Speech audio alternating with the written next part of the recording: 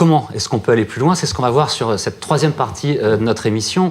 Le RGPD, on l'a vu, a été une étape essentielle à la fois pour protéger les données personnelles, mais aussi pour mieux structurer la démarche des groupes, des grandes entreprises en la matière. Mais ça ne résout pas tout. Alors, qu'est-ce qu'on peut faire? Isabelle Falk-Pierrotin, vous êtes présidente de la CNIL. Est-ce que les autorités de contrôle ont aujourd'hui des moyens suffisants pour faire appliquer la réglementation? Alors... Je me demande si la réponse n'est pas dans le sourire. Non, c'est difficile de répondre à ça, parce que est-ce qu'il y a assez de policiers? Vous voyez, non. Ce que la CNIL a dit, c'est qu'aujourd'hui, elle est à peu près la moitié de ses homologues comparables au niveau européen, en termes d'effectifs. Et que donc, aujourd'hui, nous sommes 200. On est plutôt sur un étiage à 400-500. Donc, effectivement, il faut que nous nous ajustions. Mais je voudrais revenir sur le sujet précédent, parce que c'est une partie de la réponse. La réponse, la mise en conformité de tout cet univers numérique ne passera pas exclusivement par la CNIL.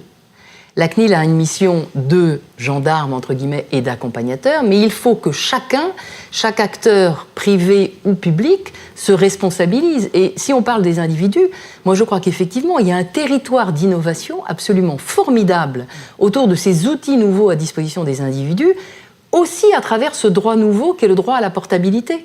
Puisque le droit à la portabilité va permettre aux individus de récupérer leurs données et ensuite de se voir proposer, le cas échéant, toute une série de nouveaux services. Et si on prend un exemple concret, si on est abonné à un service de streaming de musique par exemple et qu'on veut passer chez le concurrent, vous récupérez toutes vos playlists, bien sûr, toutes vos playlists, vous récupérez toutes les caractéristiques de votre profil social, vous récupérez tous les achats que vous avez faits à un supermarché, ce qui peut être très intéressant parce que c'est un profil de consommation que vous pouvez porter ailleurs. Donc, moi j'espère beaucoup, je compte beaucoup sur l'innovation liée à cet objectif de maîtrise de sa vie numérique. Donc, est-ce que les autorités ont assez de ressources? Elles n'en auront jamais assez. Et le message, c'est que chacun est acteur de régulation. Et que le rôle du régulateur, c'est de mettre tout ça en cohérence, mais pas tout seul. Je comprends très bien. Alors, je vais me faire un petit peu l'avocat du diable, pardonnez-moi, mais Mick Lévy, on a l'intelligence artificielle, l'Internet des objets qui se développe énormément. Ce sont des choses très importantes en ce moment.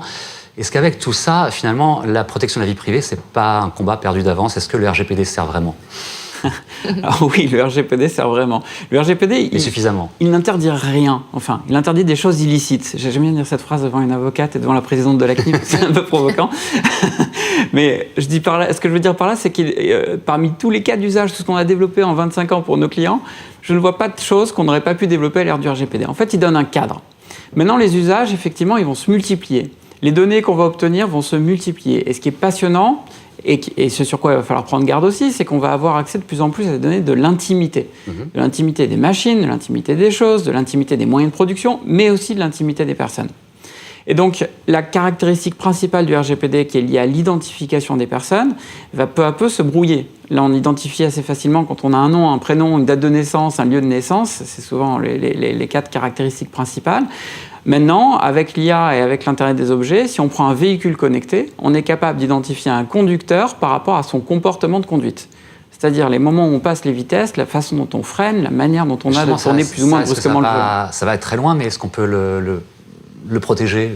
Alors il va falloir trouver les moyens de le protéger. Il y a énormément de sujets et de discussions sur comment on va se doter d'une éthique. Ça dépasse même maintenant la question du respect des données, parce que ça, on en a le cadre.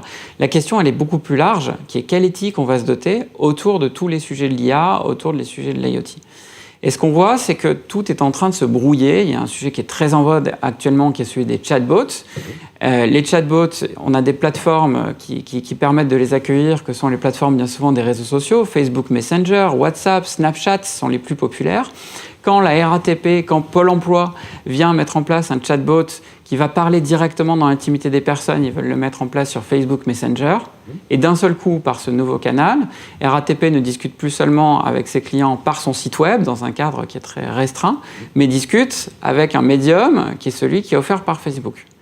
Et évidemment, ça repose des questions et dont les entreprises doivent absolument se saisir aussi en se disant mais la communication, elle passe par Facebook, toute la conversation passe par Facebook, la personne l'accepte puisque c'est elle qui lance la conversation, mais effectivement, ça va très très vite poser de nouvelles questions, de nouveaux challenges et il va falloir encadrer plus largement l'éthique des usages et pas seulement la protection de données. Il va falloir aller un grand cran plus loin. Et pas en silo. C'est-à-dire non seulement pas en silo au sein d'un même organisme, mais même pas au sein, pas organisme par organisme.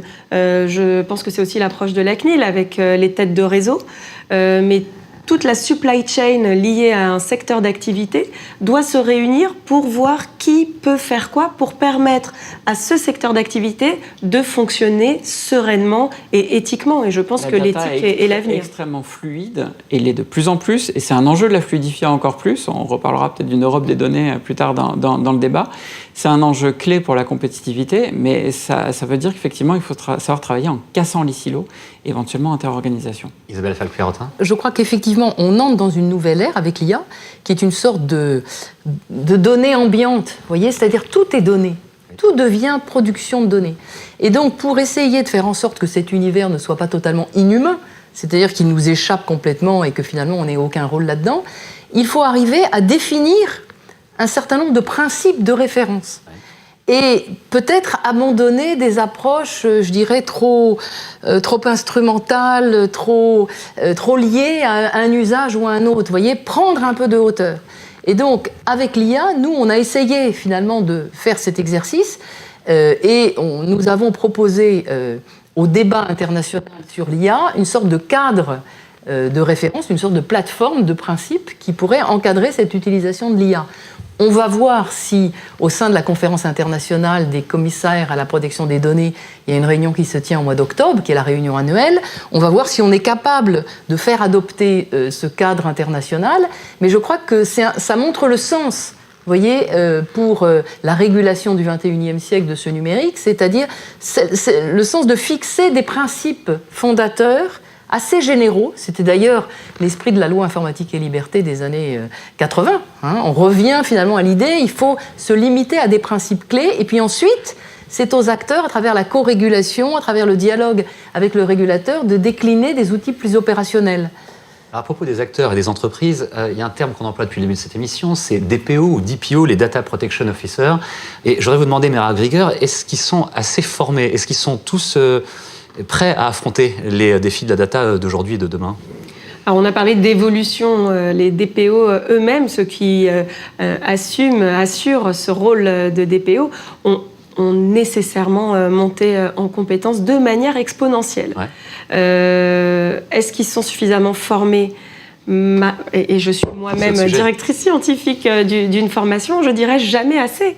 Jamais assez, parce que d'abord, le domaine en question est extrêmement large, il pose énormément de questions et il faut admettre qu'il n'y a pas toujours la réponse, mais qu'elle peut arriver très prochainement, qu'il n'y a pas non plus de perfection. Et leur rôle, il est non seulement immense, mais délicat. C'est ce qui le rend tout aussi intéressant et stimulant. On échangeait tout à l'heure avec Madame la Présidente, ça fait partie de ces métiers d'avenir. La tâche n'est pas évidente, ça demande non seulement des compétences et qualités professionnelles, mais également humaines. Alors, certes, à Sciences Po, on parle par exemple beaucoup d'empathie. C'est pas moi je m'occupe du juridique, mais c'est particulièrement intéressant. Comment influencer et intervenir dans une organisation par l'empathie. Et l'empathie amène aussi, à mon avis, de l'opérationnel, etc. C'est un cercle particulièrement vertueux. Mais ces qualités-là sont supplémentaires, managériales, organisationnelles, doivent s'acquérir et je pense que ce sera une formation aussi sur le terrain au fur et à mesure. Et avec un département DPO à la CNIL que je salue, qui n'est pas du tout fermé, toujours ouvert aux évolutions, mais il faut que nous aussi, nous, les avocats conseils, les consultants, les DPO, les responsables de traitement, on ose exposer au régulateur et à son département les difficultés qui sont celles du DPO. Moi, je pense que on peut voir arriver le burn-out du DPO. Dans certaines entreprises, je pense que ça peut être complexe. Pour procéder, le DPO doit vraiment s'appuyer, à mon avis, notamment sur le DSI, sur toutes les autres directions de l'entreprise qui sont en lien avec des données personnelles. Mais le DSI doit être un bon allié et on va assister maintenant à la deuxième phase de la mise en conformité des entreprises, qui est celle de l'industrialisation, de l'automatisation. Il faut absolument mettre en place des outils de traçabilité des données, des outils de cartographie automatique des données, mettre en place une réponse automatisée pour tous les clients qui voudraient accéder ou rectifier directement leurs données. Il faut mettre en place des outils de self-service. Les GAFA qui sont très attaqués. Gouvernance surtout. On évoquait la gouvernance en tout début d'émission. C'est un débat aujourd'hui sur Diagonale. Il peut y avoir des approches différentes de conformité. Moi, je suis moins obsédée par la cartographie des traitements et j'ai une approche un peu plus métier qui consiste à corriger, voire simplement améliorer les pratiques des métiers au quotidien et que chacun s'empare de son propre audit. Je veux juste apporter l'information que d'ici la fin de l'année, il y aura une certification des DPO qui sera, lancée par la CNIL, en liaison d'ailleurs avec des certificateurs. Et il y aura également un MOOC, pour le coup, qui sera fait par la CNIL elle-même, et donc une capacité de formation à distance des DPO par eux-mêmes. La certification, elle sera délivrée par qui ?